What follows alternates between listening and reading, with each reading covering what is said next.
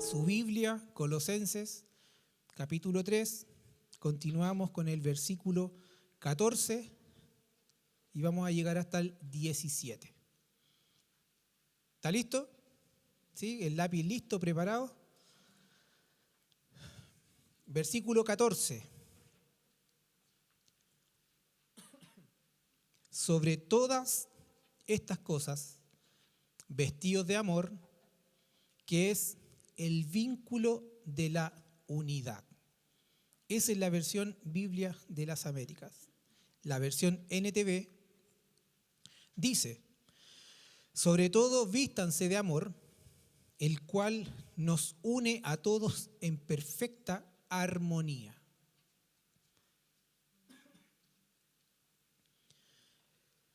Lo primero que debemos saber, y voy a volver a indicar, es que nada de lo que Dios nos demanda lo vamos a encontrar fuera de Cristo. Todo cuanto el Señor nos demanda fue ya provisto por Cristo. Usted no tiene que buscar nada, usted no tiene que ir a un psicólogo, no tiene que ir a un psiquiatra, no tiene que ir a buscar consejos filosóficos para poder vivir una vida que se ajuste a las normativas cristianas. No, todo lo que usted necesita es conocer la palabra de Dios. En ella está el deseo, la voluntad, en ella está la revelación de Dios para que podamos vivir de acuerdo a lo que Dios nos demanda. Una vez que estamos conociendo al Señor, una vez que ya tenemos nociones y Él nos permite conocerle, Él nos permite verle de una manera distinta, no como antes lo habíamos oído, sino que de una manera real en nosotros, vamos a ir viviendo y nos vamos a acercar a la vida que Él anhela que nosotros podamos vivir en la tierra. Vamos a ir cambiando nuestros deseos, vamos a cambiar nuestras actitudes, vamos a cambiar aquellas cosas que no son coherentes a la palabra de Dios, porque hay alguien que está moldeando nuestro carácter y es su espíritu en nosotros por medio de su palabra. Él nos hace cambiar, Él nos hace ser y semejante a Cristo para que vivamos siendo la imagen de Cristo en la tierra. Entonces, el apóstol acá nos continúa haciéndonos referencia a la manera en que Cristo nos ha vestido en este nuevo hombre.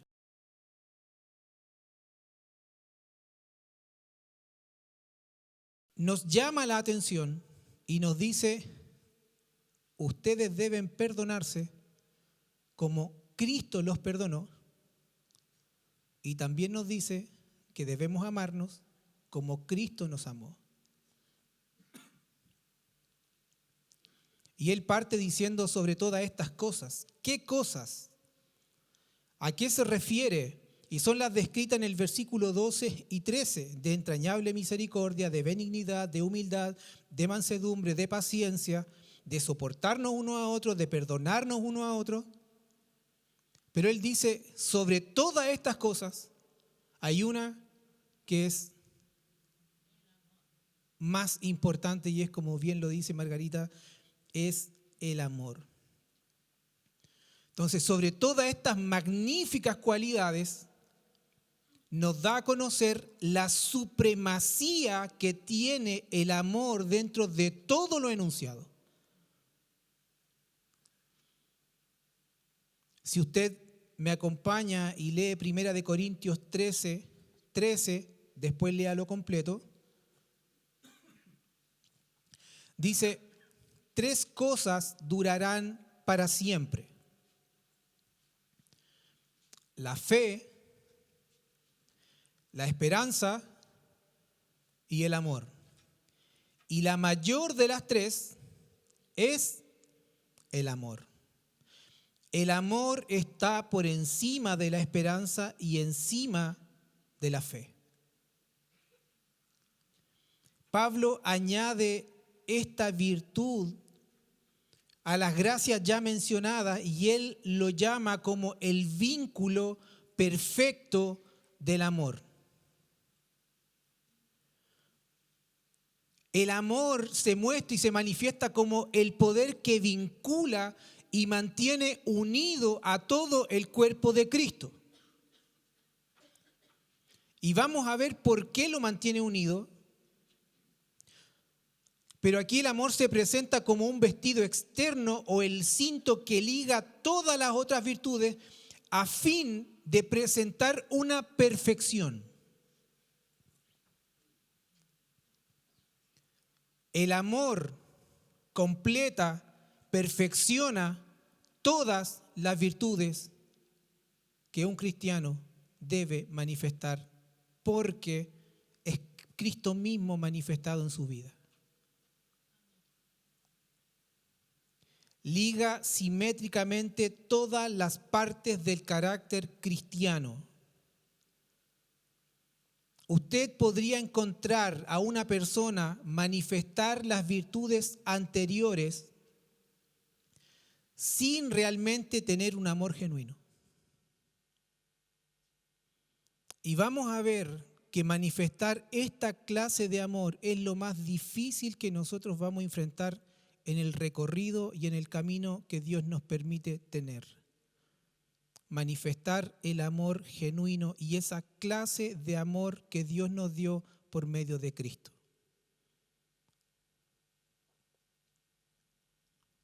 Por eso el apóstol Pablo acá nos está destacando y nos está diciendo qué debemos hacer, ¿cierto?, para poder vivir con un genuino espíritu de amor para con nuestros hermanos.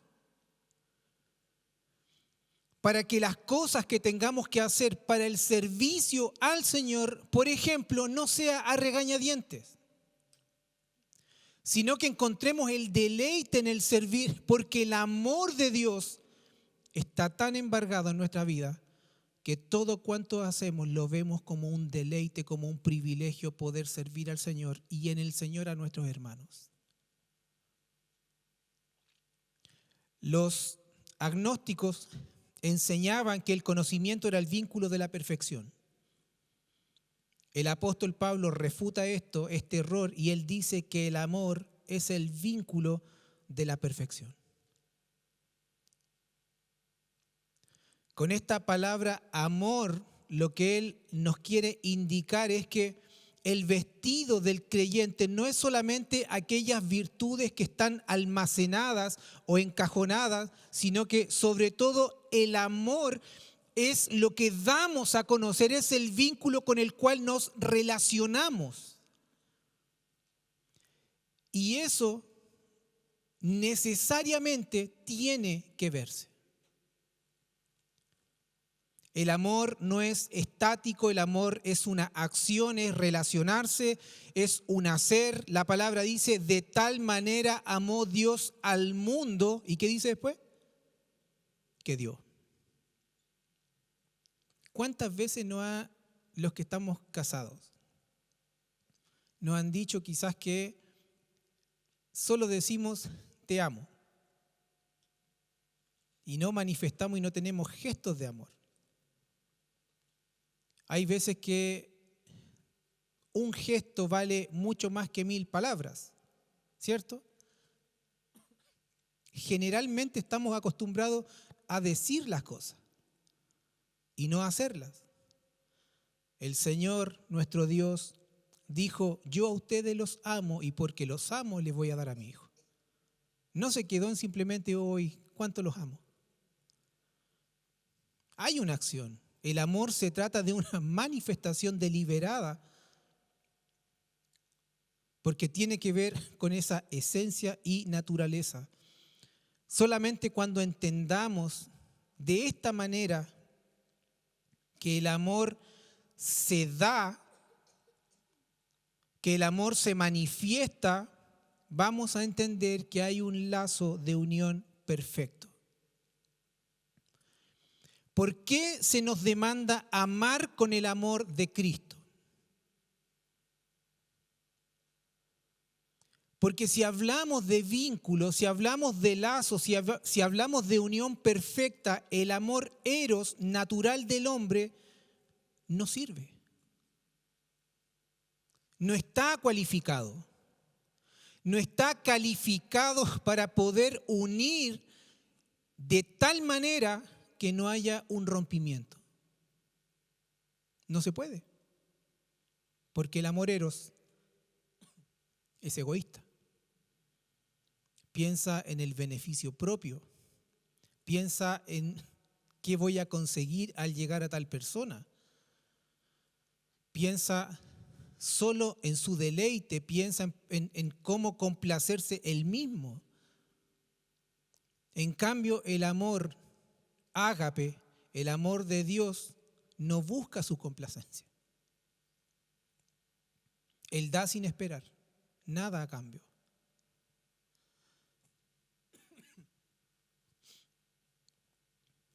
Entonces, la respuesta a la pregunta, ¿por qué se nos demanda amar con el amor de Cristo? Y aquí, por favor, los que están en la escuela de fundamento, saquen pecho y digan, esto ya lo vimos. Me miran con una cara como, ¿en dónde? Este es un atributo de Dios comunicable. ¿Sí? ¿Se acuerdan? El pastor John MacArthur comenta referente a esto, dice, el amor perfecto de Dios es su determinación de entregarse a sí mismo y a los demás, y su afecto por sí mismo y por su pueblo. Esta definición afirma que Dios tiene afectos o emociones, pero de nuevo es necesario observar que los afectos de Dios no son pasiones que lo mueven, sino principios activos por los cuales Él expresa sus temperamentos santos. Fin del comentario. Este atributo de Dios muestra que es parte de su naturaleza dar de sí mismo a fin de dar bendición a otros. Si Él nos comunicó este atributo para poder amar con esa calidad y con esa medida de amor, ¿usted y yo lo podemos manifestar? Sí. Pero hoy imperfectamente. Puesto que estamos todavía sujetos a un cuerpo que padece también ciertas inclinaciones y ciertos deseos que tienen que ser sujetados y puestos bajo la voluntad y la obediencia al Señor.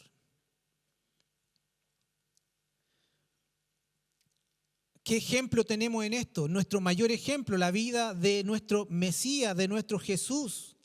Él procuró siempre agradar al Padre en todo lo que Él hacía. Su relación que Él tenía con el Padre siempre comunicó la manera en que Él lo amaba.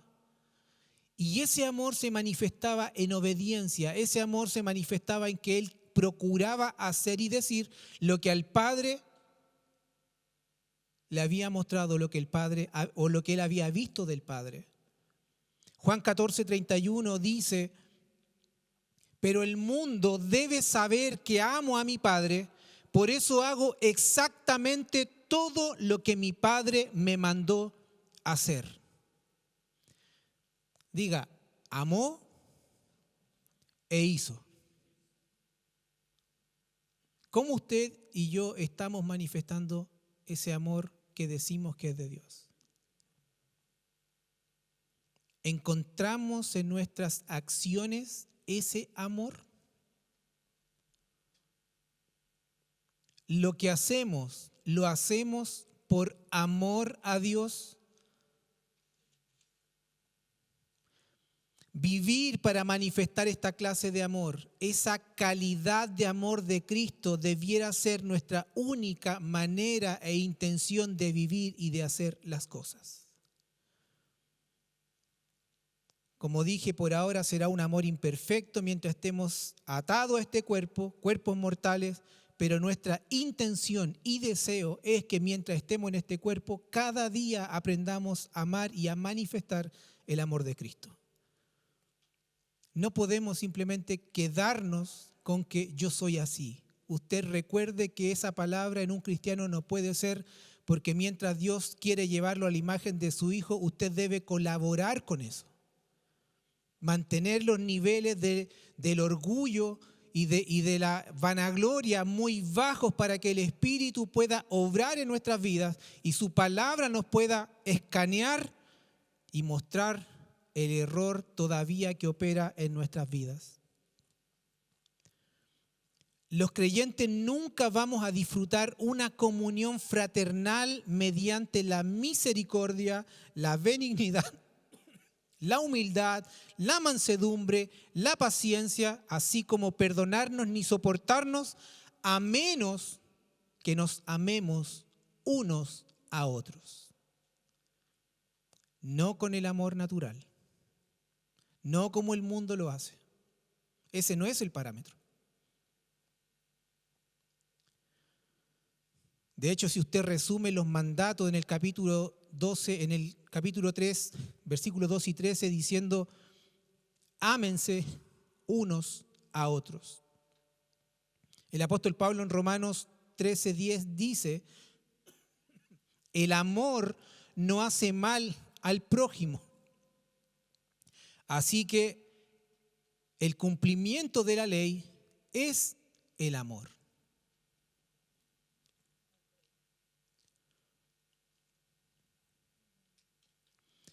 Cuando usted y yo intentamos vivir una vida manifestando las cualidades que vimos en los versículos 12 y 13, pero usted lo hace sin amor, eso resulta en legalismo.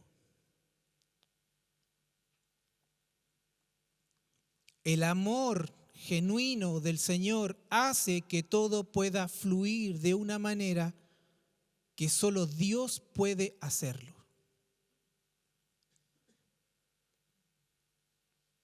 Por eso primero, si no amamos a Dios genuinamente, en la medida que Él se permite dar a conocer y nosotros lo vamos amando, nunca vamos a manifestar esa clase de amor con nuestros hermanos.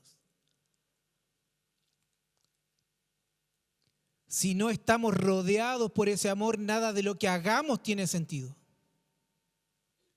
Usted podría servir en todo cuanto quiera dentro de una congregación local. Si usted no está revestido por el amor de Cristo y no está manifestando el amor de Cristo, de nada le sirve.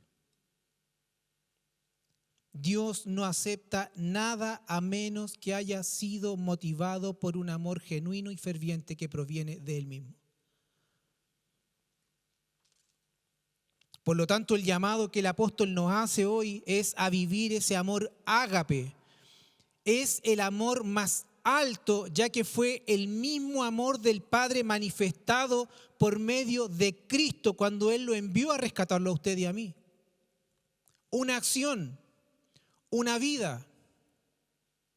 No fueron simplemente palabras. Filipenses 1:9 dice, le pido a Dios que el amor de ustedes desborde cada vez más y que sigan creciendo en conocimiento y entendimiento. Anote las citas porque van a ser unas 4. Gálatas 5:6. Pues una vez que depositamos nuestra fe en Cristo Jesús, de nada sirve estar o no circuncidado. Lo importante es que la fe se expresa por medio del amor. Y Primera de Juan 4, este sí, vaya y búsquelo. Primera de Juan 4:7.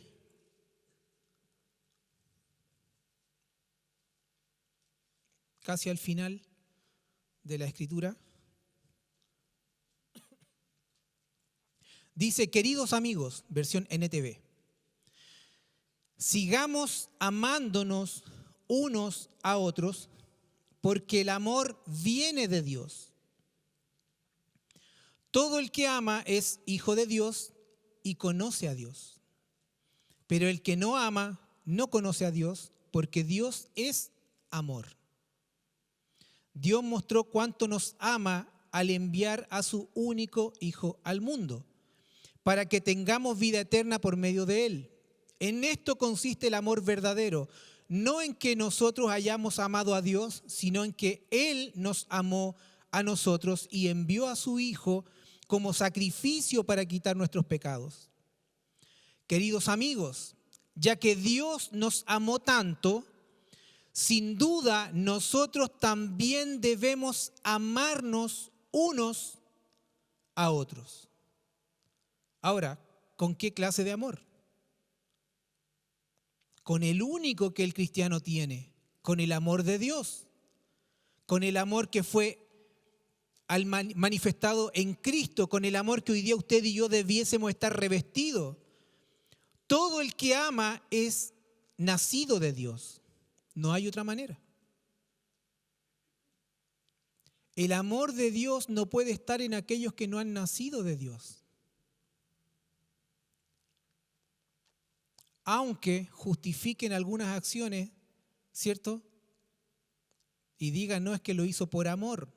Amado, no hay justificaciones fuera del amor de Cristo.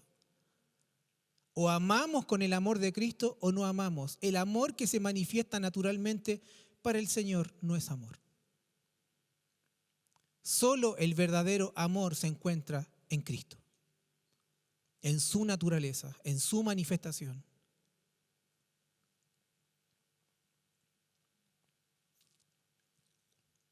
El amor natural es un amor egoísta, es un amor que espera recibir a cambio, es un amor basado en el propio beneficio y es todo lo contrario al amor verdadero de Dios. Dios amó primero la peor versión de ti y de mí.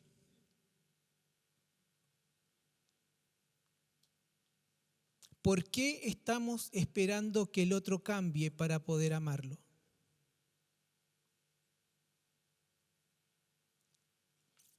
Es que, ¿sabes qué? No me gusta esto de ti. Dios no te encontró mejorcito para poder amarte. ¿Qué estamos demandando nosotros para poder amar? ¿Con qué clase de amor estamos amando a nuestros hermanos? Ejemplo tenemos, Dios me amó con todas y a pesar de mis miserias. ¿Quién me creo yo para exigirle a mi hermano que cambie para poder amarlo? No tenemos derecho. No podemos exigir un cambio para poder amar. Debemos aprender a amar a pesar de cómo sea mi hermano y de cómo yo sea. ¿De que me tiene que colaborar para poder cambiar y ser semejante a Cristo? Claro que sí. No significa que usted calle su boca. Es más, el amor incluye la corrección. Y eso ya lo hemos visto. Acordémonos de dónde fuimos rescatados y aprendamos a amar de la misma manera en que fuimos amados. No en la mejor versión nuestra. Sin duda, esta es una de las mayores exigencias para un hijo de Dios, amarnos de la misma manera que Él me amó.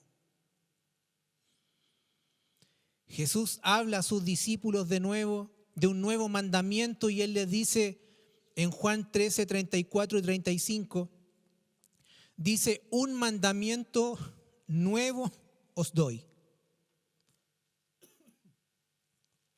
Dice que os améis unos a los otros. Hasta ahí estamos bien.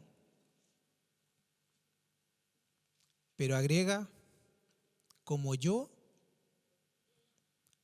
os he amado, así también os améis los unos a los otros. El 35 dice, en esto conocerán todos que sois mis discípulos, si os tenéis amor los unos a los otros.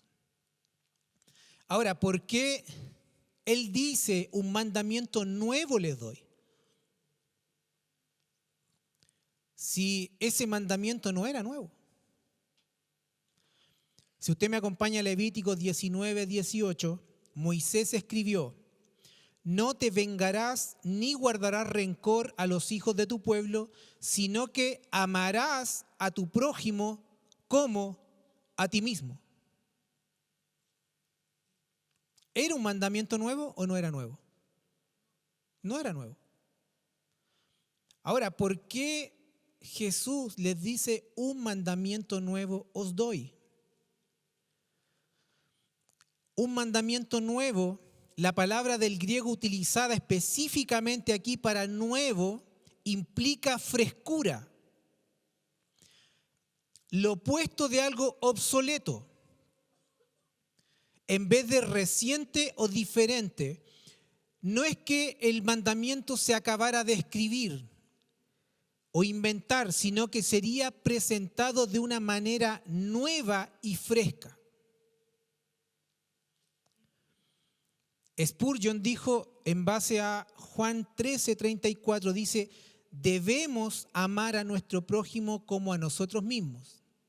Es lo que el Señor nos demanda. Dice, pero debemos amar a nuestros hermanos en Cristo como Cristo nos amó a nosotros. Y eso es mucho más de lo que nos amamos a nosotros mismos. ¿Sí? ¿Se entiende? Si debemos amar a nuestro prójimo como a nosotros mismos, si muchas veces nosotros somos inconscientes con nuestro cuerpo, ¿cómo cree que es el amor que manifestamos al prójimo? O sea, si yo veo que alguien se va a amar como trata su cuerpo, yo no quiero que me ame. ¿Sí? Porque somos altamente inconscientes. Si vamos a manifestar ese tipo de amor con el prójimo, yo preferiría no amar. Ahora, si eso ya es difícil, amarnos como Cristo nos amó entre nosotros, ¿dónde cree usted que queda la vara?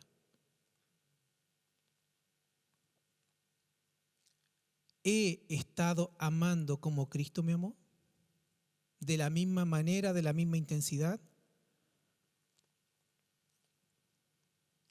Entonces, ¿qué es lo nuevo entonces en esta enseñanza? ¿Qué quiso decir Jesús al pronunciar estas palabras? La novedad estaba en el hecho de que Él estaba pidiendo a sus discípulos que se amaran de la misma manera como Él los había amado.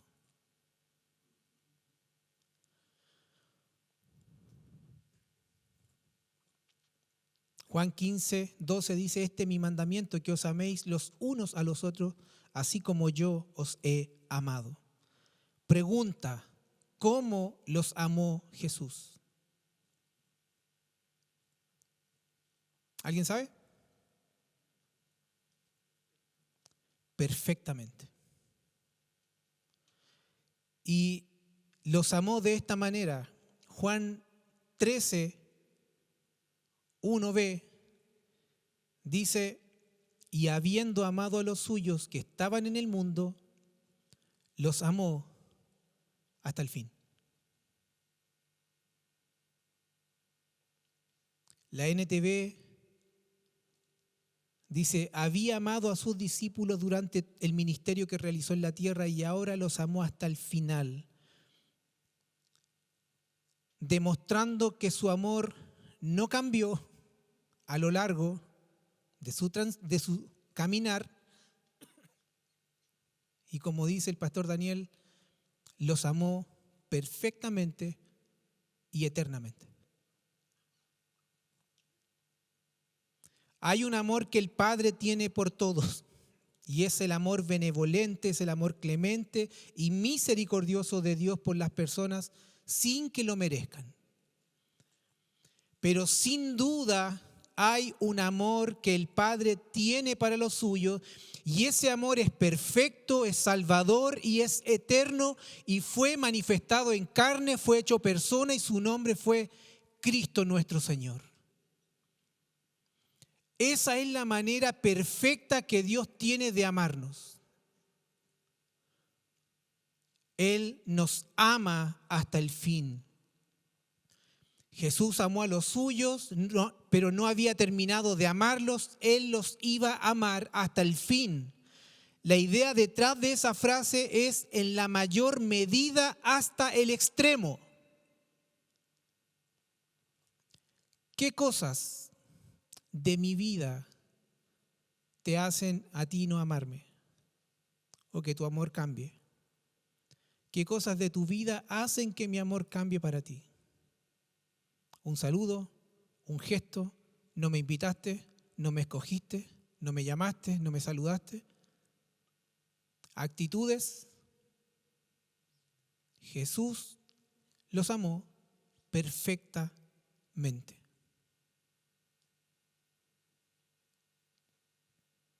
Nuevamente Spurgeon comenta al respecto, dice: ¿qué hay en mí para que me amara? Pero cuando Él ha comenzado a amar, está en su naturaleza continuar haciéndolo. El amor convirtió a los santos en los suyos.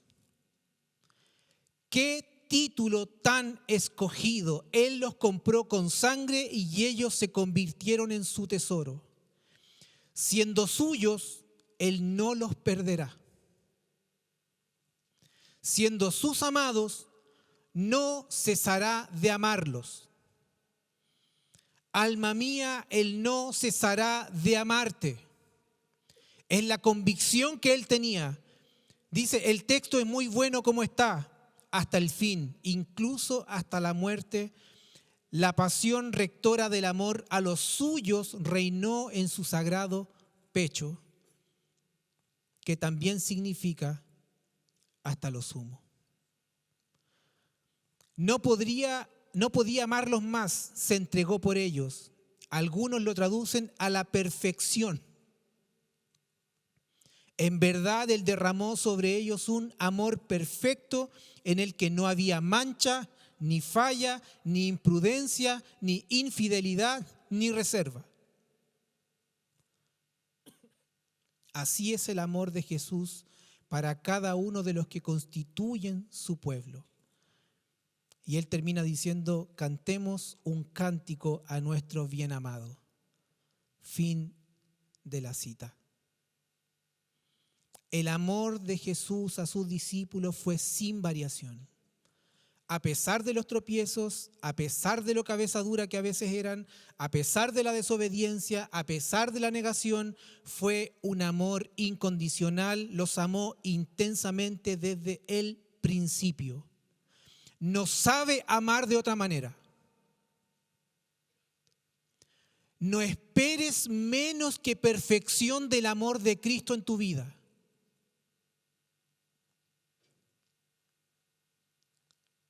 Él no te deja de amar si has pecado mucho o poco. Si Él te eligió y eres de los suyos, su amor no cambia.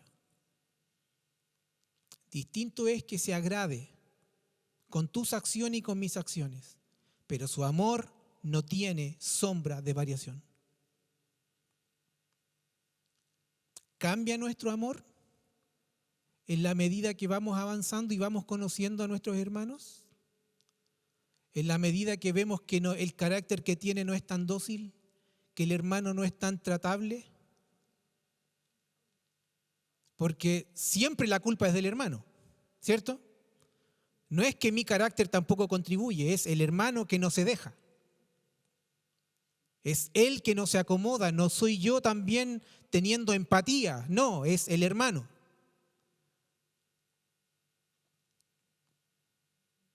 Hay tantas cosas que debemos analizar en nuestra vida. Las motivaciones con que hacemos las cosas. ¿Por qué Dios no puede amar de otra manera? Porque es su naturaleza. Primera de Juan 4:8b dice, porque Dios es amor. No busques otra explicación. Él es amor. Y no sabe amar de otra manera. No sabe lo que es imperfección.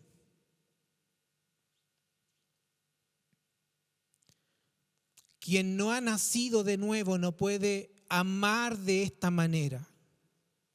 Primera de Juan 4:19 dice, nosotros amamos porque Él nos amó primero, sin experimentar ese amor único y genuino. No podemos amar de la manera que se nos demanda. Esta demanda no es para los que no conocen al Señor. Esta demanda no es para los que no han nacido de nuevo. No lo intentes, nunca lo podrás lograr. Pero si el Señor ha nacido en tu vida, esta demanda es tuya y es mía. Debemos amar y debemos perdonar como Él lo ha hecho, perfectamente. Incluso siendo nuevas criaturas, no vamos a manifestar este amor perfectamente. Pero sí lo vamos a intentar cada día de nuestra vida. El amor ágape es el verdadero amor incondicional, es el único que puede amar hasta el fin, porque ese tipo de amor no es carnal, sino divino. El amor humano es algo que aprendemos de nuestros padres. Hay excepciones. Quienes son las primeras personas que nos aman, pero el amor ágape no es tanto aprendido, sino que es más bien una calidad que es dada por el Espíritu Santo y desarrollada en nosotros por Él mismo como resultado de una nueva naturaleza. ¿Cómo alguien natural podría experimentar esto si no tiene la naturaleza y no tiene al Paracletos que le colabora para poder llevarlo a esa clase de amor, a esa calidad de amor? Los discípulos no conocían esa forma de amarse incondicionalmente antes del Pentecostés, ya que el Espíritu Santo no había sido dado a la iglesia, por lo menos en la manera en que ellos lo experimentaron después. Por eso el amarse de manera incondicional era algo nuevo para ellos, porque sí conocían las demandas de poder amarse unos a los otros. Ahora, en la calidad con la que Él los había amado, no lo entendían. La única manera de poder amar incondicionalmente es si disfrutamos de la llenura de su Espíritu. El pastor Miguel Núñez comenta en su libro Una iglesia conforme al corazón de Dios, que lo tenemos acá. Él comenta y dice: Cristo nos recibió cuando teníamos muchas áreas de disfuncionalidad, cuando ni siquiera habíamos dado fruto, cuando todavía nos faltaba compromiso, cuando aún había en nosotros temores, celos, envidias, orgullo, legalismo, actitudes de juicio y falta de perdón. De esa manera tenemos que recibir y aceptar al hermano soportándole hasta que Dios haga un trabajo en su vida como el que aún está haciendo en la nuestra. El hermano a quien tratamos de amar de esa manera es nuestro gimnasio espiritual para ejercitar el músculo del corazón. Pero es un corazón amoroso. La palabra clave en el versículo anterior es soportaos, dice. Cuando soportas algo, eso que soportas tiene un cierto peso y requiere un esfuerzo. De igual modo, amar al hermano incondicionalmente requerirá de ti esfuerzo y paciencia. Pero para eso contamos con Dios, el cual es capaz de darnos siempre aquello que necesitamos para realizar la obra para la cual Él nos ha llamado. Amar a los que nos aman es muy fácil, dice Él. ¿Sí? Pero nuestro llamado va mucho más allá. No lo voy a leer, pero léalo en casa, Lucas 6, 32 al 36. Solo para que usted se recuerde, porque creo que esto lo ha leído muchas veces. Parte el 32 y dice: ¿qué mérito tienen ustedes al amar a quienes los aman? Aún los pecadores lo hacen así. ¿Qué méritos tienen al hacer bien a quienes hacen bien? Los pecadores también lo hacen así. Entonces tiene que haber una diferencia entre la manera en que nosotros amamos y la manera en que el mundo ama. ¿Hacemos la diferencia? ¿Es visible el amor de Dios a través de nuestra vida? Que el Señor nos ayude. Versículos 15 al 17 dice, y que la paz que viene de Cristo gobierne en sus corazones, pues como miembros de un mismo cuerpo, ustedes son llamados a vivir en paz y sean siempre agradecidos. Que el mensaje de Cristo con toda su riqueza llene sus vidas, enséñense y aconséjense unos a otros con toda sabiduría que Él da, canten salmos e himnos y canciones espirituales a Dios con un corazón agradecido y todo lo que hagan o digan, háganlo como representantes del Señor Jesús y den gracias a Dios Padre por medio de Él. Versión NTV de Colosenses 3, 15 al 17. Cuando Él dice, y que la paz que viene de Cristo, esa paz es la condición de descanso y contentamiento que hay en el corazón en aquellos que fueron rescatados por su Redentor. Es una convicción de que los pecados pasados ya fueron perdonados y que en el presente están siendo dirigidos por medio de su palabra y su espíritu para poder alcanzar aquella semejanza en Cristo. Acerca de esta paz, el apóstol Pablo habla en Filipenses 4:7. Él dice, y la paz de Dios que sobrepasa todo entendimiento, guardará vuestros corazones y pensamientos en Cristo Jesús.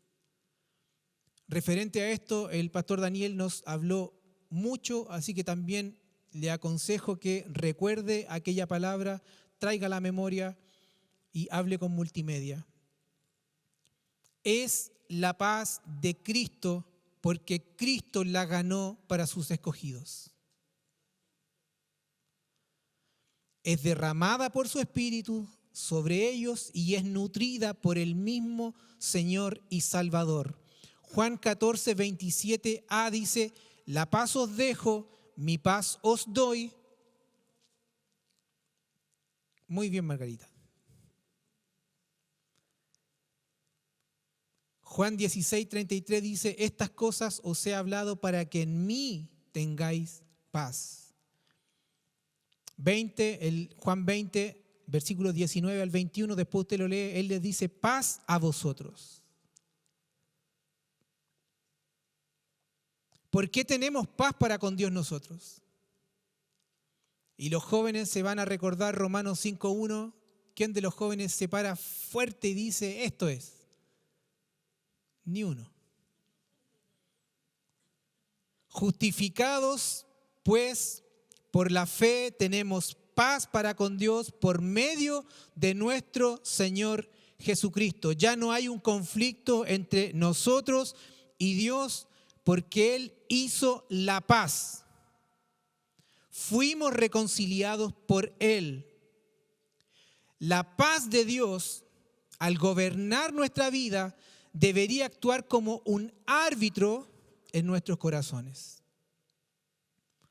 Si en algo tenemos duda, deberíamos preguntarnos, ¿esta acción lleva a la paz? ¿Tendré paz en mi corazón si actúo o lo hago de esta forma? ¿Cómo quedará mi corazón, mi comunión con mi hermano después de lo que voy a hacer? ¿Estaré en paz con él? El vínculo de la comunión por medio del amor será interrumpido por la acción que voy a tomar. Eso tiene que ver con que la paz de Dios gobierne nuestros corazones, que sea un árbitro para evaluar los resultados de nuestras acciones. La paz de Dios no es solo objetiva y subjetiva, sino también relacional. Estamos llamados a vivir en paz porque habitamos un mismo cuerpo. ¿Sí? Yo no veo conflictos en mi cuerpo.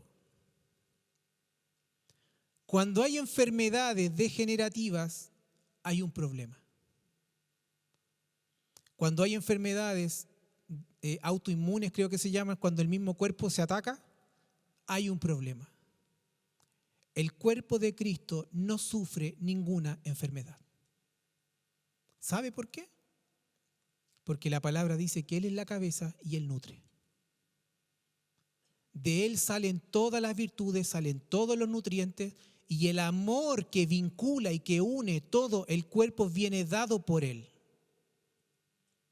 Por eso el apóstol dice, oye, ustedes tienen que dejar de hacer esto, tienen que eliminar esto, tienen que desvestirse de esto, porque en este nuevo cuerpo el gobierno lo tiene la cabeza y Él nutre de todo. Y las vestiduras que Él nos ha dado está revestida de amor. Todos aquellos que ya tienen la paz de Dios en sus corazones podrán vivir y manifestar esa paz, los unos con los otros y sobre todo en una iglesia local. Ahora, para guardar un corazón en paz es necesario ser agradecidos. Y el agradecimiento en esta carta es un tema constante del apóstol Pablo. En el capítulo 1:3, él dice, damos gracias a Dios. En el versículo 12 dice, con gozo, dando gracias al Padre. En el capítulo 2:7 dice, abundando en acciones de gracia. En el 3:15 dice, sed agradecidos. En el 16, con un corazón agradecido. 17, dando gracias a Dios Padre. 4.2, perseverad en oración, velando en ella con acción de gracias. El apóstol Pablo estaba tan consciente de la obra de Cristo que él reflejaba un corazón agradecido. En todo. No solo cuando él estaba bien. Es más, desde que él se convirtió o cuando Cristo salió a su encuentro y lo trajo a su reino, de ahí en adelante, humanamente la pasó mal. Pero ¿cuál era su lema? Estar agradecido en todo. Prisionero, doy gracias a Dios. Naufragando, doy gracias a Dios. Azotado, doy gracias a Dios. Apedrado, doy gracias a Dios.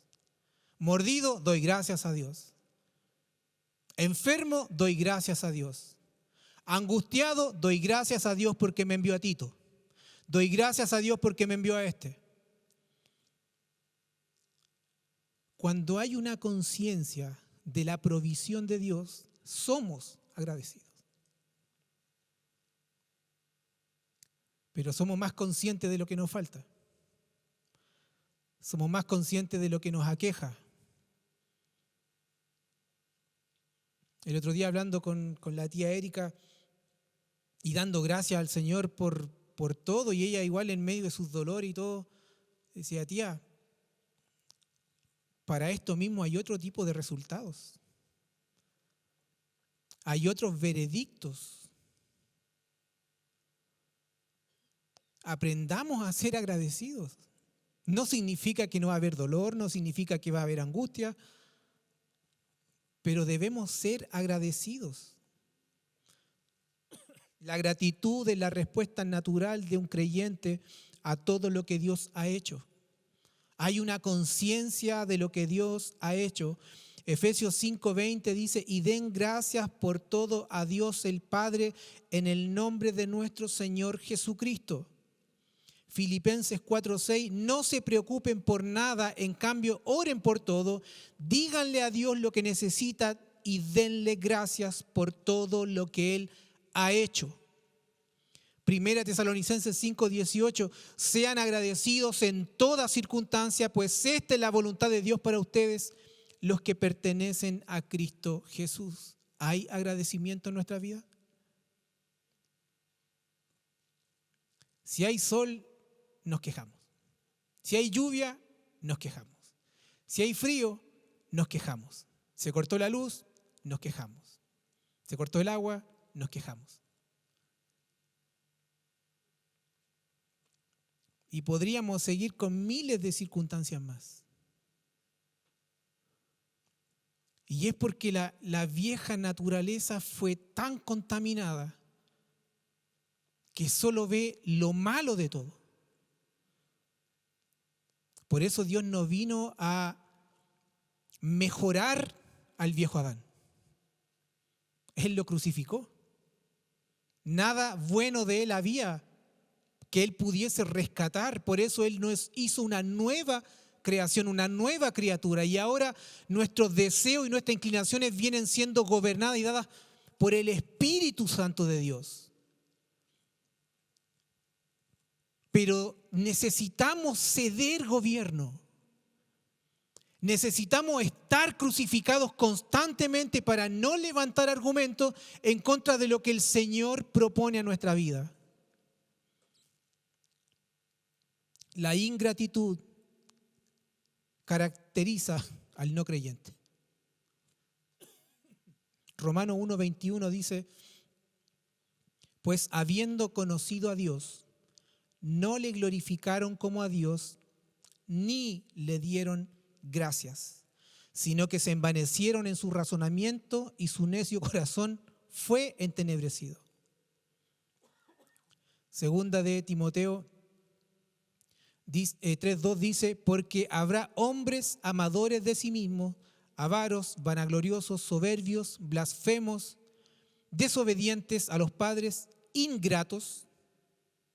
Ingratitud.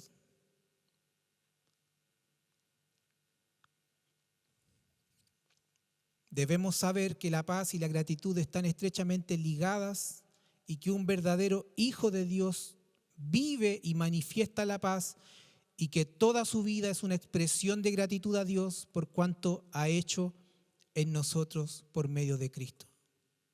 No olvidarnos de la obra que Cristo hizo en nosotros. Eso debiese mantenernos agradecidos en todo y por todo.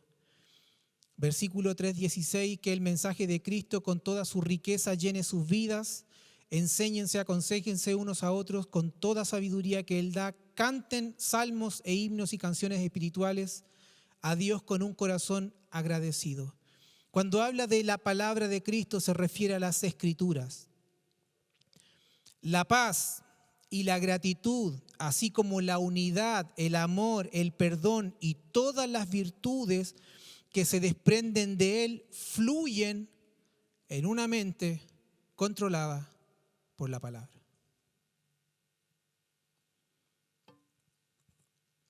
De ahí que el salmista dice en Salmo 119, 33 y 35, enséñame tus decretos, oh Señor, y los cumpliré hasta el fin. Dame entendimiento y obedeceré tus enseñanzas y las pondré en práctica en todo mi corazón. Hazme andar por el camino de tus mandamientos, porque es allí donde encuentro mi deleite, mi felicidad.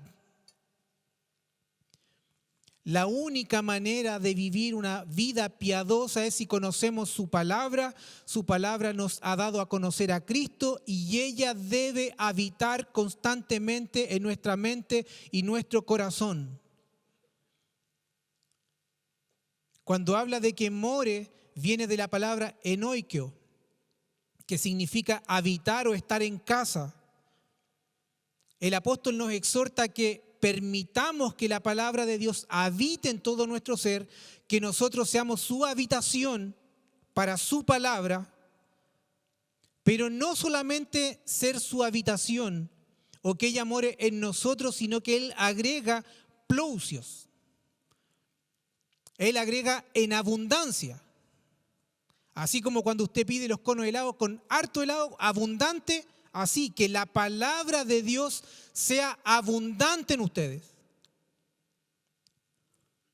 Generosamente, ricamente, exuberantemente.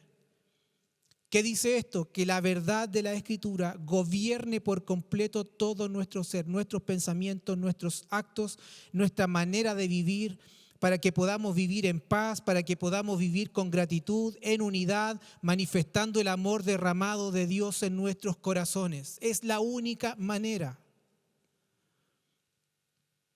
Hacer que la palabra de Cristo more en abundancia es lo mismo que estar lleno del Espíritu.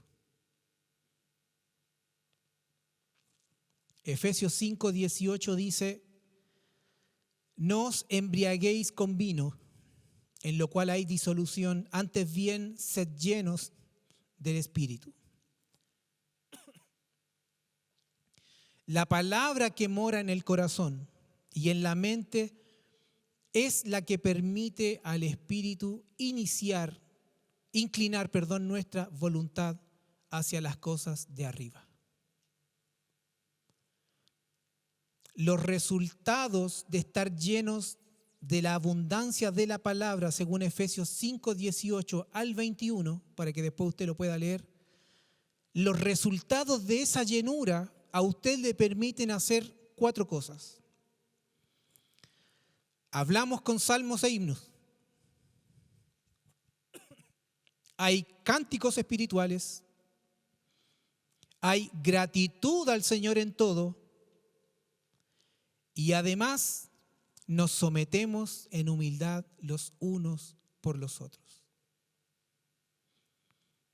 La llenura del Espíritu es la clave para someternos los unos a los otros. Donde hay orgullo no hay llenura. Donde no hay sumisión no hay llenura. No seremos llenos del Espíritu a no ser que estemos saturados de la palabra de Dios, y el estudio de la palabra de Dios no será eficaz a no ser que rindamos lo más íntimo de nuestro ser al control del Espíritu Santo. Ahora, ¿cómo podemos hacer que la palabra de Cristo more en abundancia en nuestros corazones? Anote: por medio del estudio de la palabra. Segunda de Timoteo 2:15, procura con diligencia presentarte a Dios aprobado como obrero que no tiene de qué avergonzarse, que maneja con precisión la palabra de verdad. Estudio. Otra, por medio de la lectura de la palabra de Dios. Primera de Timoteo 4:13, entre tanto que llego, todos estos son pasajes que ya se nos ha hablado en esta casa. Entre tanto que llego, ocúpate, ¿en qué? En la lectura de las Escrituras, la exhortación y la enseñanza. Otra, por medio del creer en la gracia y el conocimiento. Segunda de Pedro 3:18 dice: antes bien en crecer en la gracia y el conocimiento. Antes bien creced en la gracia y el conocimiento de nuestro Señor Salvador Jesucristo. Por medio del deseo ardiente de querer más y más de ella. Primera de Pedro 2:2 dice: desead como niños recién nacidos la leche pura de la palabra, para que por ella crezcáis para salvación. Diga: enanismo espiritual es igual no conocer la palabra. Eternamente niños fluctuantes. Cualquier viento de doctrina los mueve, el boom los mueve. Mira que acá se está haciendo esto, vamos para allá. Oye, mira, acá viene esta persona, vamos para allá. No hay una solidez, no hay una madurez. Son niños fluctuantes buscando entretenimiento para mantenerse tranquilos. No buscan crecer, no buscan echar raíces en un lugar, madurar en un lugar, no.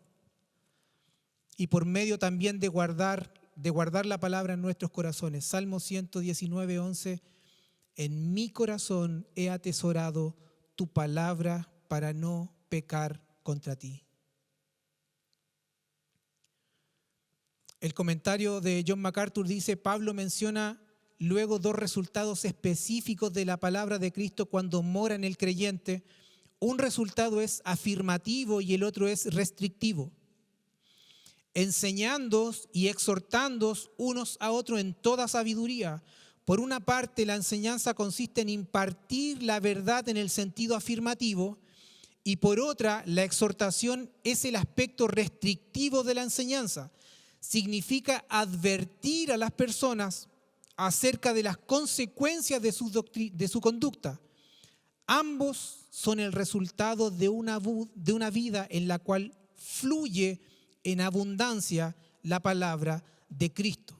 ¿Cómo usted va a enseñar si no sabe? ¿Cómo usted va a exhortar si no conoce los alineamientos y las directrices de la palabra? ¿Cómo va a corregir si no sabe cuál es la verdad? No se puede. Si la palabra mora en abundancia en nosotros y por medio de ella estamos conociendo al Señor y su voluntad, ¿cuál es el resultado de esto? Estaremos cantando con gracia en nuestros corazones al Señor con salmos e himnos y cánticos espirituales. Si en medio de la congregación de los santos no tienes palabras de agradecimiento, de exaltación por las perfecciones del Señor, de reconocimiento y de adoración a nuestro Señor, esto dice que no estás saturado de su palabra. Porque por medio de ella le conocemos, por medio de ella conocemos sus perfecciones, por medio de ella conocemos sus atributos. Y cada aspecto que Él nos permite conocer por medio de su palabra, automáticamente debiese levantar en nosotros agradecimiento, adoración, reconocimiento.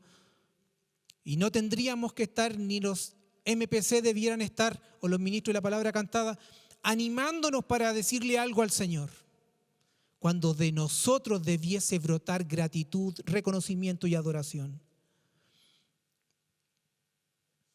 Los cánticos se dirigen a Dios como alabanza y adoración para su deleite y su gloria. Y como resultado de esto mismo, Él nos edifica a nosotros. Versículo 17, y todo lo que hagan o digan, háganlo como representantes del Señor Jesús. Den gracias a Dios Padre por medio de Él. Finalmente el apóstol termina en este versículo que incluye todo lo que digamos, todo lo que hagamos, todo debemos hacerlo en su nombre, porque esto nos va a ayudar a discernir si lo que estamos haciendo es para su gloria. Y terminar con esas benditas preguntas: ¿es pecado esto? La gran prueba de esto debiese ser: ¿puedo hacer esto en el nombre del Señor? ¿Es pecado escuchar música mundana? ¿Se ha preguntado? ¿Lo ha preguntado? O si no lo ha preguntado, le respondo. Hágalo en el nombre del Señor y para su gloria.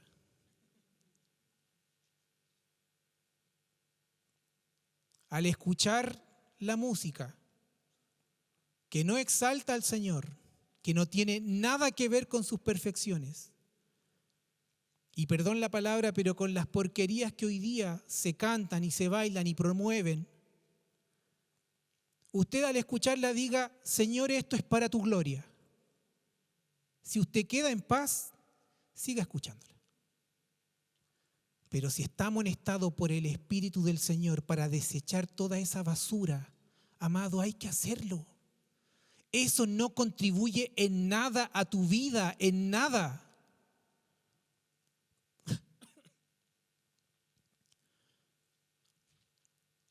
¿Lo que hago será para su gloria?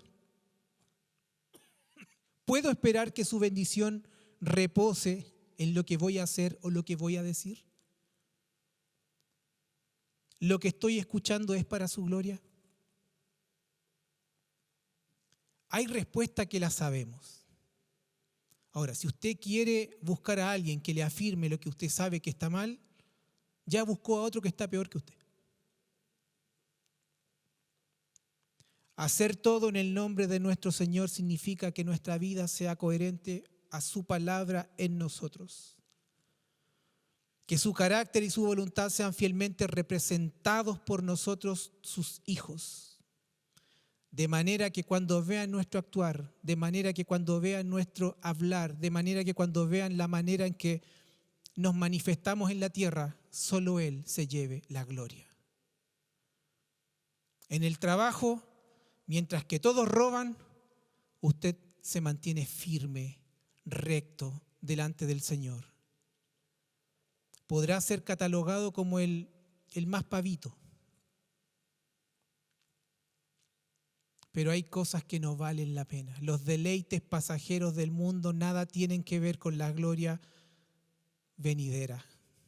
Y debemos preservar, debemos guardar nuestra vida para que Él se lleve toda la gloria. Entendiendo y sabiendo que todo cuanto podemos hacer proviene de Él, porque de Él, por Él y para Él son todas las cosas. Por eso damos gracias a Dios por el privilegio de vivir su vida. Y aunque esa palabra aún suena tan grande en mi vida y en mi mente, procuro cada día vivir su vida. Muchas veces con muchos aciertos y otras veces con muchos desaciertos, en donde soy confrontado día a día por aquellas cosas que pesan porque he pecado frente al Señor, ya sea con actos, con respuestas de pensamientos, pero cuando presentamos nuestros errores y nuestros pecados delante del Señor, encontramos un abogado amoroso que nos ha dicho: Padre, lo que ha hecho Eduardo ya se pagó, ya está listo, así que Eduardito, vamos para arriba, vamos avanzando, nos sacudimos el polvo, nos limpiamos nuestras rodillas y seguimos avanzando. El mismo pastor Núñez dice que se suele reconocer a la iglesia como los únicos que terminan de matar a los soldados caídos. Y él hablaba de la cultura que tenían los soldados estadounidenses, en donde hubo un tiempo en dijeron: ninguno se queda, vivo o muerto. Se devolvían a buscarlo y llegaban a casa para poder honrarlo. Nosotros, históricamente, hemos enjuiciado, terminado de matar a nuestros hermanos menores que han pecado. Y eso tiene que ver con no amar como Dios ama. ¿Debemos cambiar? Claro que sí. Cada día de nuestra vida. Póngase en pie. Vestir la vida, la nueva vida, es vestirse de Cristo. Este es nuestro deber. Romanos 13:14 dice: sino vestíos del Señor Jesucristo y no proveáis para los deseos de la carne. Hay tanta verdad y tanta sabiduría en este versículo y cosas concretas. Amado, no provea para las obras de la carne. No se mida para ver si va a aguantar o no. No se tiente usted solo, sabiendo que engañoso es el corazón. Huya. La meta de nuestra vida es alcanzar la semejanza de Cristo. Por favor, colaborémonos para llegar a ella. Así como pastores de esta casa junto a Misael y Daniel, procuramos estudiar la palabra para que todo cuanto podamos hablar tenga que ver con la suficiencia de la palabra de Cristo. Usted también reciba esa palabra, crezca en el Señor y colabore con nuestros hermanos. Estamos en un cuerpo en donde no tienen que haber divisiones, no tienen que haber pleitos, no tienen que haber iras, no tienen que haber enojos, no tiene que haber maledicencia, sino que debiésemos estar revestidos de las vestiduras de Cristo. Amarnos, perdonarnos como Él nos amó y como Él nos perdonó. Que la vida y obra de nuestro Señor Jesucristo cada día nos recuerden de dónde fuimos rescatados, para poder amar con el mismo amor y con la misma intensidad, con la misma calidad con lo que Él nos amó.